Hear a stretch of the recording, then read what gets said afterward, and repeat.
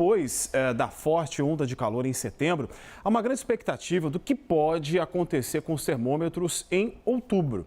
De acordo com os principais centros de monitoramento do clima, o El Niño só deve enfraquecer durante o outono do ano que vem. Para falar sobre as previsões para os próximos dias, nós vamos conversar ao vivo agora com o meteorologista da Notus, o Alexandre Nascimento. Alexandre, um bom dia para você. Bom dia, Jairo. Muito bom dia a todos.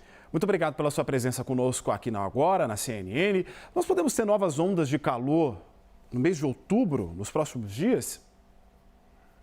Olha, Jairo, a onda de calor, né, que nos pegou aqui durante a segunda quinzena do mês de setembro, ela já perdeu completamente a intensidade.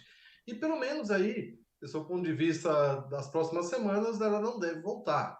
Tá? Então isso contraria um pouco aí alguns institutos que estão falando numa continuidade de uma onda que já não existe mais e outros falando na possibilidade do retorno dela para as próximas semanas.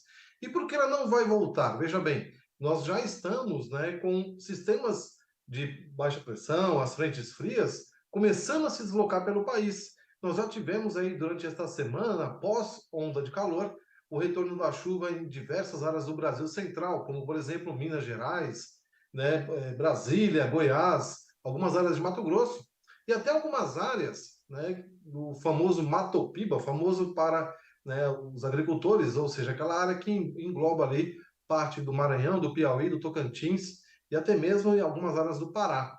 Então isso já é um indício de que a primavera, né, meteorológica já começa aí dar os seus primeiros passos, né, com o retorno da chuva nessas áreas que são as principais regiões produtoras aí agrícolas aqui do Brasil.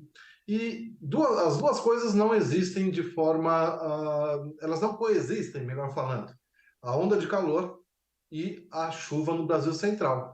Ou seja, toda essa instabilidade que já começou a se deslocar pelo país e que os modelos meteorológicos insistem nelas para as próximas semanas, vai impedir com que a gente volte a ter temperaturas extremamente altas como tivemos nas últimas semanas.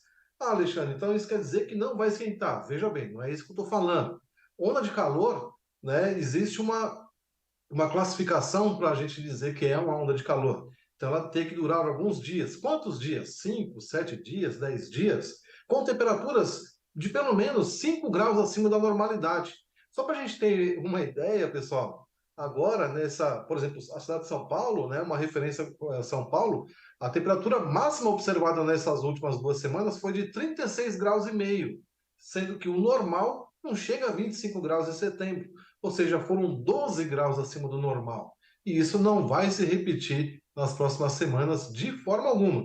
A gente até pode ter aí 2 dias com 31, 33 graus e logo depois, na sequência, as frentes frias se deslocando e provocando pancadas de chuva. Essa deve ser a cara do outono, um outono bem típico, né? Ainda com risco de chuvas intensas no sul do Brasil, afinal de contas, o El Niño continua forte e firme nas próximas semanas, porém, com as frentes frias conseguindo avançar pelo país. Alexandre, para nós que somos leigos, a impressão que dá é de que o clima está um pouco amalucado, porque a gente vê, por exemplo, como mostramos agora há pouco, um momento de secas, numa região onde normalmente, ou pelo menos a gente imagina que elas não aconteçam com tanta frequência, como na região norte do Brasil, e na região sul do Brasil, enquanto algumas regiões estão enfrentando calor extremo, lá um excesso de temporais, muitas chuvas. Esse volume grande de águas deve continuar na região sul, a ponto do que a gente tem visto, como o Rio Guaíba cheio? Olha, Jari, infelizmente sim.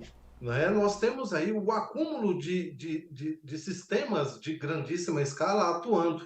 Né? O primeiro deles, né, como você mesmo falou, a gente está observando um excesso de problemas climáticos. Esse excesso de problemas climáticos, infelizmente, são esperados por conta do quê? Por conta das mudanças climáticas. Então, as mudanças climáticas, qual é o principal ou os principais efeitos? Exatamente, fortalecer e aumentar a frequência dos eventos extremos. Então, quando a gente tem, por exemplo, uma onda de calor, ela é uma super onda de calor.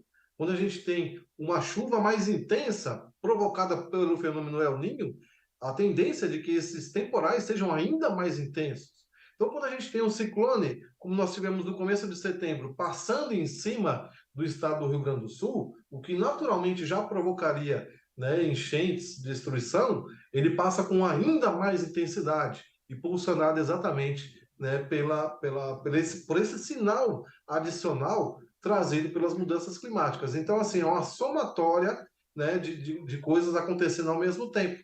Então, infelizmente, Jairo, eu não posso trazer outra resposta para você, senão, sim, nós podemos esperar aí, em todo o centro-sul do Brasil, e especialmente no Rio Grande do Sul, onde já aconteceu, novos efeitos aí bombásticos, né, dessa combinação, que é uma combinação realmente bastante preocupante e assustadora. Então, seguindo um pouco da sua resposta, você falou um pouco desse extremismo climático, né, que é muito característico.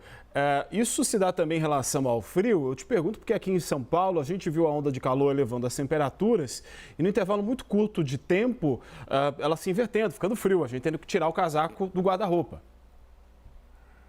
Pois é, né? Que loucura. Eu acho que essa foi a pergunta que todo meteorologista teve que responder essa semana, né? Até no bate-papo de elevador. Pois é, você imagina o seguinte, a atmosfera, eu sempre brinco, eu faço essa brincadeira, né, que a atmosfera ela tem a inteligência dela. Então, assim, depois de 2, 3 semanas com temperaturas extremamente fora do padrão, o que ela faz? Ela fala, opa, peraí, alguma coisa está errada, eu tenho que buscar o equilíbrio. Se você está super quente, como é que você equilibra? Trazendo um super frio. E aí, na média, você se aproximaria, né, de uma média. Então, infelizmente é isso. Você está numa situação muito extrema por um lado, como é que você volta ao equilíbrio? Trazendo o extremo do outro lado. A gente viu isso, por exemplo, né, recentemente na Europa. Nós tivemos aí temperaturas de 50, né, e tantos graus na Europa, em diversas localidades. O que aconteceu na sequência? Temporais, né, super, vamos dizer assim, históricos, né, enchentes históricas. O mesmo ia acontecendo em diversas localidades do mundo. Né? Nós tivemos aí incêndios, temperaturas extremamente elevadas também nos Estados Unidos, no Canadá. O que está acontecendo aí recentemente? Né? Ontem, eu não me lembro exatamente se foi ontem ou foi ontem e anteontem, chuvas assustadoras na região de Nova York, por exemplo. Então é exatamente isso, é a atmosfera, né, o planeta tentando reagir, tentando voltar ao seu equilíbrio. E aí o que acontece são esses fortes contrastes. Você sai de São Paulo, por exemplo, 37 graus de temperatura máxima num dia, para uma temperatura máxima na quarta-feira que não deve ter passado aí durante a tarde, né, de 17 graus, perdão.